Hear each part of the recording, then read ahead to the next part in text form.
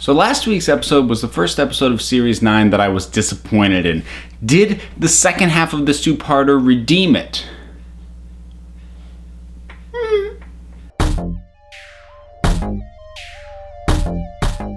The Zygon Inversion. This was a big improvement over last week's episode. I mean, especially at the conclusion and the climax of this thing. But I'm going to get to that because I want to end on the positive note. I do want to kind of deal with my issues and my complaints first, because there are some for this episode, and most of the complaints I had about the last episode still stand. Now, I'm actually going to make an odd sort of criticism that I don't think I've ever made about any Doctor Who episodes ever. This is the first two-parter that I can think of that really should have only been one episode. Because I think about how well the ending of this story worked, and how as long as the build-up to it wasn't necessary. You could have condensed and told the story of this Zygon faction, pushing things in the direction of war in a more condensed fashion and not have lost anything. Actually, what you would have lost was a lot of the stuff that didn't work. Nothing on the conceptual level. This is all execution issues. Like, at this point, I still don't really buy the reason that the Zygons didn't just kill Clara. I mean, they offhandedly gave a reason of, oh, we needed you for information. So, okay, that makes a tiny bit of sense because, if they've got her in the pod and they've got the connection between her and the one imitating her, that means that they can get information from her. But they weren't using any information from her in the previous episode. It was just leading a bunch of unit people down there, which they didn't need any of her inside information to be able to do. And then immediately telling the Doctor, well, she's dead, I'm going to try and kill you. They didn't try and extract information out of her until the Doctor brought up the idea that she had information. So, okay, that's why you're getting information out of her now, but why were you having her alive up to that point? The sort of visualization of things going on with Clara, like from her end being the one in kind of suspended animation and linked to the Zygon, that was kind of cool, and I kind of liked that until we got to the point where it's like, well, Clara can kind of manipulate and she can wink and she can text and all this other stuff. Like, okay, well, we've never even had a hint that people who are being duplicated and have that connection with the Zygon can affect the Zygon in any way. So Clara just can because she's strong. Oh, she's so special, and she could. It's just these Mary Sue tendencies with Clara that I'm really not buying it. Also, Kate.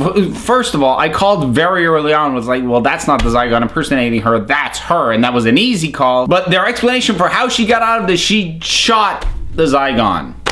That's it. She just, okay, that is the lamest way you could have covered that. It would have been better just to not make a cliffhanger out of it. Like, just to have someone say, oh, I killed her and I'm the Zygon, rather than showing the cliffhanger part of it. Oh, what was the resolution? How'd she get out? She pulled a gun and shot him. Wow. I've also got some nitpicky things about the Zygons themselves, really just the visualization of them. And it's not about the inherent design. I think the design's fine, but the point where one of them turns into a Zygon out in public and runs, that thing in full daylight running around, honestly, it brought to mind remembrances of the Absorbaloff. It doesn't look great in broad daylight, but there's another thing too, and this comes down to, I would just chalk it up to direction and the performers who are in these suits, because when they're in Zygon form, all they ever do is this. And then at that point, they're not characters, they're just monsters. And I would have rather seen some of the personality still bleeding through, because, I mean, they're impersonating people, but only physically. These Zygons have some sort of personality of their own, but that never comes through when we see them as Zygons. They're all just completely interchangeable, and that strikes me as a really missed opportunity. Still really happy with Osgood and the way they resolved that. I'm just going to put on the record, because I'm sure there'll be plenty of debates, was she the human? Was she the Zygon? She's the human. To me, it feels obvious at this point, because if the one who had been impersonating Clara is now the other Osgood, well, the other one has to be human, because otherwise it's just two Zygons, and that doesn't work. That's not the balance. Not to mention the fact that, her glasses broke and the Doctor took them and fixed them and put them back. Well, if she's a Zygon, the glasses aren't actually glasses. They're just part of her disguise. They're a physical part of her, and she wouldn't have been able to take them off and break them and give them to the Doctor to fix. But I still kind of like the fact that the show did not say that outright, and especially with sort of the point that it was making with all of that. I thought that was very cool. I would have liked to have seen Osgood start to travel in the TARDIS, but I buy this reasoning for why she won't, probably more than any other. That would have been a good companion, but they don't go in the TARDIS kind of character, because we've gotten a number of those sporadically across the years. But what saves this story unequivocally, the ending. That scene in the Black Vault,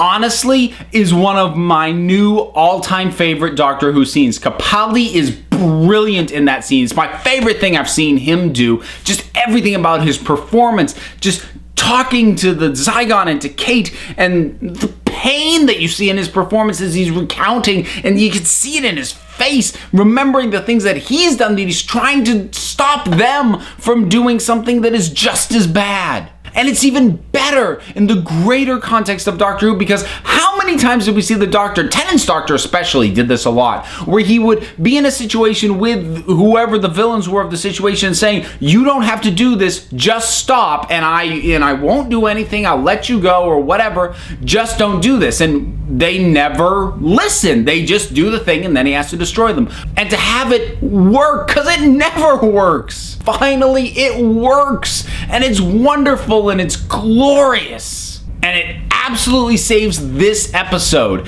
I would say that it saves the whole story, but again, I really feel like the entire first episode of this two-parter was not really necessary. You could have truncated and condensed the story and plot and logistics of that into the first half of this episode, and I think as a single episode, this would have been brilliant. This easily could have been a new top 10 episode of all time for me. But because it's got its ties to last week's, which I still think is a weak episode regardless, and there are still lingering problems that I have coming off the back of that into the front half of this one, but oh my god, when this episode gets good, it is brilliant. And Capaldi is the best I've ever seen him. I'm seriously, as soon as I am done recording this, I'm gonna go back and watch that scene again. It is that good. So did you catch the Zygon Inversion? What were your thoughts on it? Whatever they were, drop something down in the comments and let's talk about it. Until next time, this council is adjourned.